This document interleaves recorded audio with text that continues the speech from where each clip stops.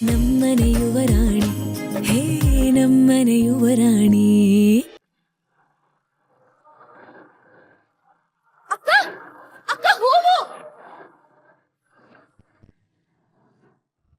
ಅನ್ನಿ ಅನ್ನಿ ಪ್ಲೀಸ್ ನನ್ನ ಮಾತು ಕೇಳು. ಒಬ್ಬ ಹುಡುಗಿ ನಿನ್ನ ತುಂಬ ಇಷ್ಟಪಡ್ತಿದ್ಲು ಅಂತ ಅನ್ಕೋ. ಫಸ್ಟ್ ಟೈಮ್ ಅವಳು ನಿನಗೆ ಪ್ರೀತಿಯಿಂದ ಒಂದು ಗಿಫ್ಟ್ ಕೊಟ್ಟಿರ್ತಾಳೆ. ಅದನ್ನ ನೀನು ಹೇಗೆ ನೋಡ್ಕೋತಿದ್ದೆ? ನೆಗ್ಲೆಕ್ಟ್ ಮಾಡ್ತಿದ್ಯಾ? ಇಲ್ಲ ತಾನೇ. ಜೋಪಾನವಾಗಿ ನೋಡ್ಕೋತಿದ್ದೆ ಅಲ್ವೇನೋ? ಅದನ್ನು ಹೃದಯದ ಥರ ಕಾಪಾಡ್ಕೊಂಡಿರ್ತಿದ್ದೆ ಅಲ್ವೇನೋ? ಅದು ಬಾಡ್ ಹೋಗಿರೋ ಹೂವಾಗಿದ್ರೆ ಅದನ್ನು ಜೋಪಾನವಾಗಿ ಪುಸ್ತಕದಲ್ಲಿಟ್ಟು ವಾರ್ಡ್ರೋಬಲ್ಲಿ ಇಟ್ಟಿರ್ತಿದ್ದೆ ತಾನೇ. ಅದು ಇನ್ನೂ ನೆಕ್ಸ್ಟ್ ಲೆವೆಲ್ಗೆ ಹೋಗಿ ಪುಡಿಯಾಗಿ ಒಣಗೋಗಿರುತ್ತೆ ಅಂತ ಅನ್ಕೋ. ಏನು ಮಾಡ್ತಿದ್ದೆ? ಪ್ಲಾಸ್ಟಿಕ್ ಕವರ್ ಒಳಗಿಟ್ಟು ಸ್ಟೇಪಲ್ ಮಾಡಿ ಇನ್ನೂ ಜೋಪಾನವಾಗಿ ಇಟ್ಕೋತಿದ್ದೆ ಅಲ್ವನೋ? ಹೇಳು ಅನಿ, ಅನಿ ಹೇಳು. ಇಲ್ಲ, ನಾನಾಗಿ ಇಟ್ಕೊಳ್ಳಲ್ಲ. ನೋಡನಿ, ನನ್ನ ಮಾತನ್ನ ಇಲ್ಲ ಅಂತ ಹೇಳೋದಕ್ಕೆ ಈ ಥರ ಮಾತಾಡಬೇಡ. ನಿನ್ನ ಆತ್ಮಸಾಕ್ಷಿಯಾಗಿ ಮಾತಾಡು. Stop it Meera. ನಿನ್ನೆಯಿಂದ ಇದನ್ನ 50 ಸಲ ಹೇಳಿದ್ಯಾ. ನನಗೂ ಕೇಳಿ ಕೇಳಿ ಸಾಕಾಗಿದೆ. Will you stop it? Ani, ಏನಾಯ್ತು? ಏನಿಲ್ಲ ಅಣ್ಣ, ಟೈಮ್ ಆಯ್ತು, ಹೊಡೋಣ. ಸರಿ, ಹೊಳಿ ಮರಿ ಹೊಡೋಣವಾ?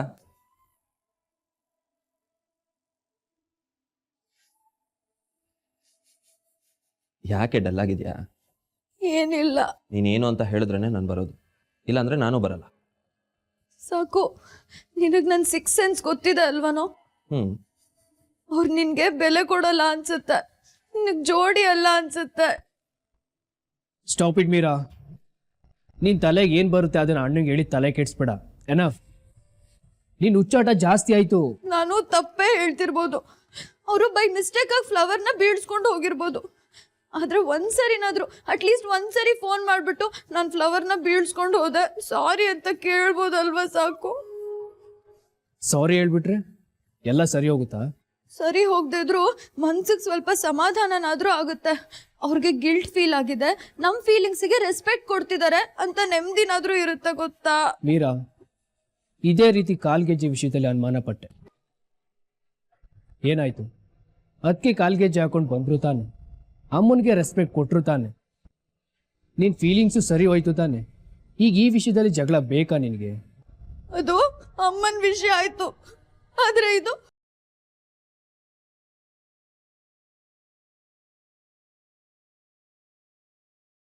ನಮ್ ಸಾಕುನ ತುಂಬಾ ಕೇರ್ಫುಲ್ ಆಗಿ ನೋಡ್ಕೋಬೇಕು. ಅವ್ನ್ಗೊಂಚೂರು ಹರ್ಟ್ ಆದ್ರೂ ನನಗ್ ತಡ್ಕೊಳ್ಳೋದಕ್ಕಾಗಲ್ಲ. ಅವ್ನ್ ಯಾವಾಗ್ಲೂ ನಗ್ನಗ್ತಾ ಇರ್ಬೇಕು ಕಣೋ. ನಮ್ ಸಾಕು ಮನ್ಸು ಮಗು ತರ ಅನ್ನಿ. ಯಾರಾದ್ರೂ ಅವನಿಗೆ ಹರ್ಟ್ ಮಾಡಿದ್ರೆ ಪಾಪ ತುಂಬಾ ನೊಂದ್ಕೊಂಡ್ ಬಿಡ್ತಾನೆ. ನನಗೆ ಒಂದು ನಿಮಿಷ ಹೊಳಿ ಮರಿ ಬಾಯ್ಲಿ. ಈಗ ನಿನ್ನ ಪಾಯಿಂಟ್ ಏನು? ಅವ್ರು ನನಗೆ ಸರಿಯಾದ ಜೋಡಿ ಅಲ್ಲ, ನಿನಗೆ ಅವ್ರು ಇಷ್ಟ ಇಲ್ಲ ಅಂತ ತಾನೆ?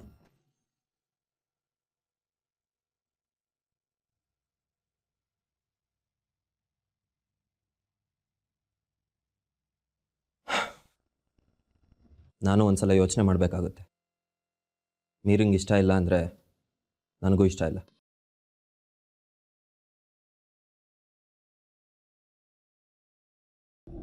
ಏನು ಆಟ ಆಡ್ತಿದ್ಯಾ?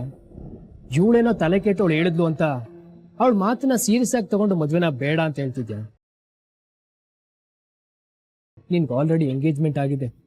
ಒಂದು ಹುಡುಗಿನ ಎಂಗೇಜ್ಮೆಂಟ್ ಮಾಡಿಕೊಂಡು ಮದುವೆ ಕ್ಯಾನ್ಸಲ್ ಅಂತ ಹೇಗೆ ಹೇಳ್ತೀಯ? ಅವ್ರ ಕಾರಣ ಕೇಳಿದ್ರೆ ಏನಂತ ಹೇಳ್ತೀಯ? ನಾನೊಂದು ರೋಸ್ ಕೊಟ್ಟಿದ್ದೆ, ಅವ್ರು ಅದನ್ನ ಜೋಪಾನವಾಗಿ ಇಟ್ಕೊಳ್ದೆ ರೋಡಲ್ಲಿ ಬೀಳ್ಸ್ಕೊಂಡೋಗಿದ್ರು, ಸೊ ಅದಕ್ಕೆ ಮದುವೆ ಕ್ಯಾನ್ಸಲ್ ಅಂತ ಹೇಳ್ತೀಯ? 4 ಜನ ನೋಡಿದ್ರೆ ನಗ್ತಾರಣ. ನನಗೆ ಆ 4 ಜನದ ಬಗ್ಗೆ ಯೋಚನೆ ಇಲ್ಲ ನೀ. ನನ್ನ ಯೋಚನೆ ಏನೇ ಇದ್ರು ನನ್ನ ಫ್ಯಾಮಿಲಿಯವ್ರ ಬಗ್ಗೆ. ನಾನು ನಿಂಗೆ ಅವತ್ತೇ ಹೇಳಿದ್ದೆ, ಇವತ್ತು ಅದನ್ನೇ ಹೇಳ್ತಾ ಇದ್ದೀನಿ. ಮನೇಲಿ ಎಲ್ಲರೂ ಒಪ್ಕೊಂಡ್ರೆ ಮಾತ್ರ ನಾನು ಆ ಹುಡುಗಿನ ಮದುವೆ ಆಗೋದು. ಯಾರೊಬ್ರಿಗೆ ಆ ಹುಡುಗಿ ಇಷ್ಟ ಇಲ್ಲ ಅಂದ್ರು ನಾನು ಮದುವೆ ಆಗಲ್ಲ. ಅಣ್ಣ, ನಾವು ಆಲ್ರೆಡಿ ತುಂಬಾ ಮುಂದೆ ಬಂದಿದ್ದೀವಿ. ನಮ್ಮ ಮನೆ ಮಗಳಿಗೆ ಇಷ್ಟ ಇಲ್ಲ ಅಂದ್ರೆ ಇನ್ನು ಮುಂದುವರಿಯೋದ್ರ ಬಗ್ಗೆ ಯೋಚನೆ ಮಾಡ್ಬೇಕಾಗುತ್ತೆ ಅನಿ.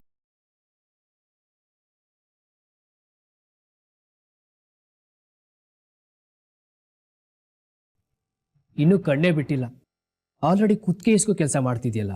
ಅನ್ನಿ, ಏನ್ ಕಡಿಮೆ ಕಂಡೆ ಅವ್ರ ಹತ್ರ ನೀನು? ಫ್ಯಾಮಿಲಿಗೆ ರೆಸ್ಪೆಕ್ಟ್ ಕೊಡಲ್ವಾ? ಫ್ಯಾಮಿಲಿನ ಪ್ರೀತಿ ಮಾಡಲ್ವಾ ಅವರು? ಫ್ಯಾಮಿಲಿಗೋಸ್ಕರ ಬದುಕ್ತಾ ಇಲ್ವಾ ಅವರು? ಮನೆಯವ್ರಿಗೋಸ್ಕರ ಲೈಫಲ್ಲಿ ಮದ್ವೆನೇ ಬೇಡ ಅಂತ ನಿರ್ಧಾರ ಮಾಡಿಲ್ವಾ? ಅಥವಾ ನೀನ್ ಗೆಜ್ಜೆ ಕೊಟ್ಟೆ ಅಂತ ಅವ್ರು ಹಾಕೊಂಡ್ ಬರ್ಲಿಲ್ವಾ? ಶಾಸ್ತ್ರಿಗಳು, ಹಿರಿಯರು ಒಂಟಿ ಕಾಲ್ ಗೆಜ್ಜೆ ಹಾಕಿದ್ರೆ ಅಪಶಕುನ ಅಂತ ಹೇಳಿದ್ರು ಕೂಡ ಪ್ರೀತಿ ವಿಶ್ವಾಸಕ್ಕೆ ಬೆಲೆ ಕೊಡ್ಬೇಕು. ಒಂಟಿ ಕಾಲ್ ಗೆಜ್ಜೆ ಅಮ್ಮನ ಆಶೀರ್ವಾದ ಅಂತ ಹೇಳಿಲ್ವಾ? ಇಷ್ಟೆಲ್ಲ ಆದ್ರೂ ಇನ್ನೇನೇ ಪ್ರಾಬ್ಲಮ್ ನಿಂದೆ? ಚಿಕ್ಕ ಚಿಕ್ಕ ವಿಷಯಕ್ಕೂ ಕೊಂಗ್ ತೆಗ್ದು ಬೇರೆಯವ್ರು ಕೆಟ್ಟವರು, ನೀನ್ ಮಾತ್ರ ಒಳ್ಳೆಯವಳು ಅನ್ನೋ ಥರ ಪೋಸ್ ಕೊಡ್ತೀಯಲ್ಲ, ಇದು ಸರಿನಾ? ಒಂದು ಹುಡುಗಿ ಜೀವನದ ಜೊತೆ ಆಟ ಆಡ್ತಿದ್ಯಾ ನೀನು? ಸಾಕು, ನಂಗೆ ಯಾಕೋ ತುಂಬಾ ಕನ್ಫ್ಯೂಷನ್ ಆಗ್ತಿದೆ ಕಣೋ. ನಂಗೆ ಅನಿ ಹೇಳ್ತಿರೋದು ಸರಿ ಅನ್ಸ್ತಿದೆ, ನನ್ಗನ್ಸ್ತಿರೋದು ಸರಿ ಅಂತಾನೆ ಅನ್ಸ್ತಿದೆ.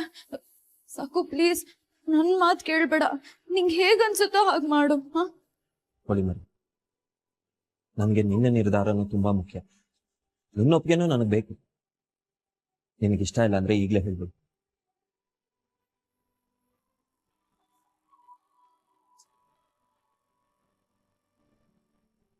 ಅಹಲ್ಯ ಅವರೇ, ಹೇಳಿ.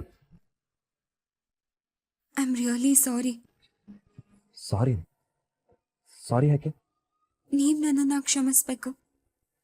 ನನ್ನಿಂದ ತುಂಬ ದೊಡ್ಡ ತಪ್ಪಾಗಿದೆ. ದೊಡ್ಡ ತಪ್ಪಾಗಿದೆಯಾ? ಏನಾಯ್ತು? ನನ್ನ ಎಮರ್ಜೆನ್ಸಿ ಕೆಲಸ ಅಂತ ಅರ್ಜೆಂಟಾಗಿ ಮನೆಗೆ ಹೋದ್ನ. ಕೆಲಸ ಎಲ್ಲ ಮುಗಿಸಿ ನೀವು ಪ್ರೀತಿಯಿಂದ ಕೊಟ್ಟಿದ್ದ ಹೂನ ಎತ್ತಿಟ್ಕೊಳ್ಳೋಣ ಅಂತ ಹೋದ್ರೆ ಹೂವೇ ಇಲ್ಲ. ನಾನು ಬರೋವಾಗ ಎಲ್ಲೋ ಬೀಳಿಸ್ಕೊಂಡ್ಬಿಟ್ಟಿದ್ದೀನಿ.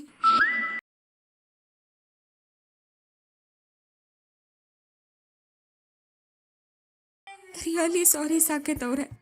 ಚೇಚೆ, ಅಷ್ಟಕ್ಕೆಲ್ಲ ಯಾಕೆ ಬೇಜಾರು ಮಾಡ್ಕೋತೀರಾ?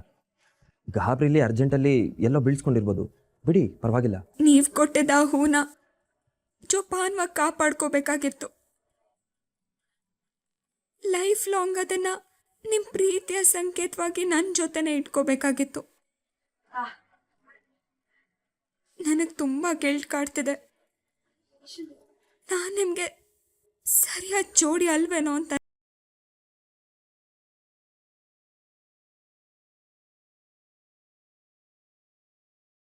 ಅಲ್ಲವರೇ, ಪ್ಲೀಸ್, ಒಂದು ಹೂ ಕಳೆದೋಯ್ತು ಅಂತ ನೀವು ಇಷ್ಟೊಂದು ಗಿಲ್ಟ್ ಫೀಲ್ ಮಾಡ್ಕೊಳ್ಳೋದ್ರಲ್ಲಿ ಅರ್ಥನೇ ಇಲ್ಲ.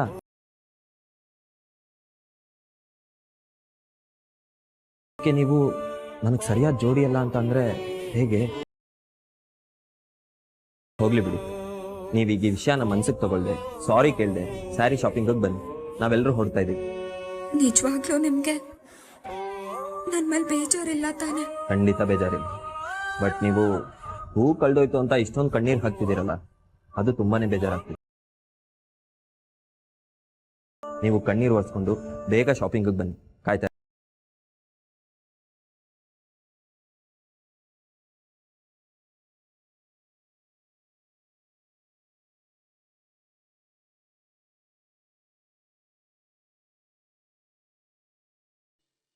I am sorry.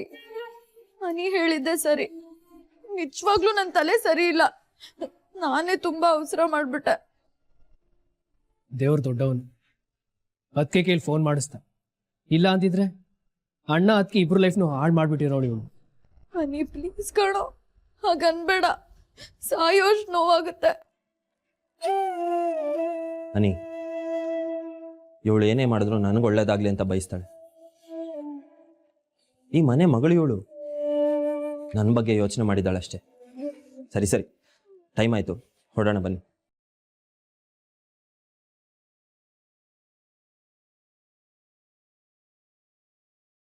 ನನ್ನ ಮದುವೆಗೆ ಫಸ್ಟ್ ಟೈಮ್ ಸೀರೆ ಉಡ್ತೀನಿ ಅಂತ ಹೇಳಿದ್ದೆ. ಸೀರೆ ತಗೊಳಲ್ವಾ? ಬಾ ಹೋಗೋಣ.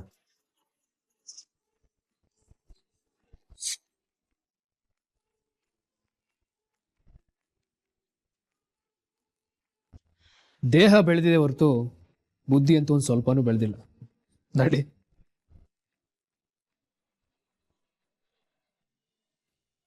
ಅಮೃತ ಬಟ್ಟೆ ತರೋದಕ್ಕೆ ಬಂದೇ ಬರ್ತೀನಿ ಅಂತ ಹೇಳ್ತಿದ್ಲು. ಅವಳನ್ನು ಕರ್ಕೊಂಡ್ ಬಂದಿದ್ರೆ ಚೆನ್ನಾಗಿರ್ತಿತ್ತೇನೋ. ಅಮ್ಮ ಅರ್ಜೆಂಟಾಗಿ ಎಲ್ಲೋ ಹೋಗ್ಬೇಕಾಗಿತ್ತು, ಅದಕ್ಕೆ ಬರಕ್ಕಾಗ್ಲಿಲ್ಲ.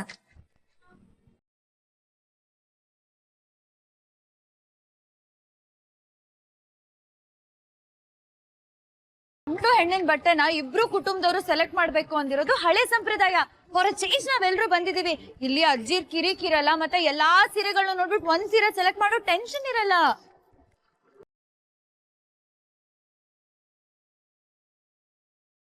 ಬನ್ನಿ ಸರ್, ನಿಮಗೋಸ್ಕರ ವೇಟ್ ಮಾಡ್ತಾ ಇದ್ವಿ. ಯಾವ ಥರ ಸೀರೆ ಬೇಕು, ಯಾವ ಕಲರ್ ಬೇಕು? ಅದಕ್ಕೆ ಒಪ್ಪು ಎಲ್ಲ ಸೀರೆಗಳು ಬೇಕು. ಏ ಹೀರೋ, ಹಾಗೆ ಹೇಳಿದ್ರೆ ಕನ್ಫ್ಯೂಸ್ ಆಗ್ತಾರ ಪಾಪ. ನಾನ್ ಹೇಳ್ತೀನಿ ಸರ್.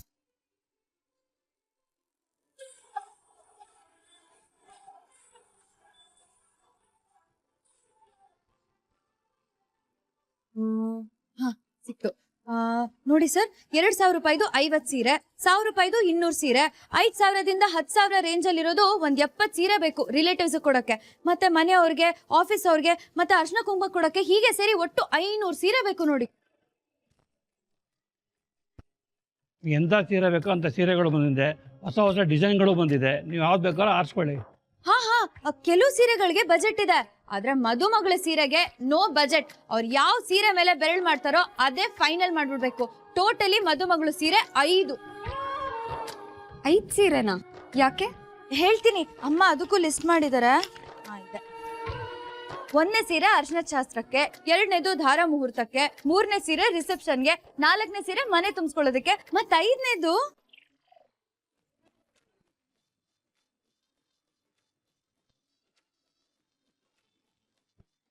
ಸೀರೆ ಯಾಕೆ? ಅದು ಬೇಕಾಗುತ್ತೆ, ನೀನೇ ಸೆಲೆಕ್ಟ್ ಮಾಡಕ್ಕ. ಕೋಳಿ ಮರಿ, 4 ಸೀರೆ ಯಾಕೆ ಅಂತ ಹೇಳ್ದು, 5ನೇ ಸೀರೆ ಬಗ್ಗೆ ಯಾಕೆ ಹೇಳ್ತಿಲ್ಲ? ಈ ಸಾಕು, ಬೇಡ ಕಣೋ, ಸುಮ್ನೆ ಸೀರೆ ಸೆಲೆಕ್ಟ್ ಮಾಡೋಣ ಬಾ. ನನಗದೆಲ್ಲ ಗೊತ್ತಿಲ್ಲ. 5ನೇ ಸೀರೆ ಯಾಕೆ ಅಂತ ನನಗೆ ಗೊತ್ತಾಗ್ಲೇಬೇಕು. ಹಾ ಹೌದೌದು, ಗೊತ್ತಾಗ್ಲೇಬೇಕು. ಎಸ್ ನನಗೂ ಗೊತ್ತಾಗ್ಬೇಕು. ಇದು ಪ್ರಸ್ತಶಾಸ್ತ್ರಕ್ಕೆ.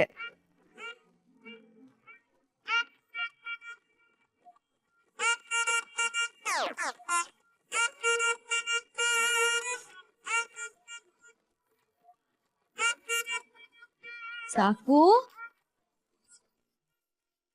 ಬೇಡ ಅಂದ್ರೆ ನನ್ ಮಾತ್ ಕೇಳ್ತೀಯ ನೀನು? ಸಾಕು ಸಾಕು, ನಡೀರಿ ನಡೀರಿ.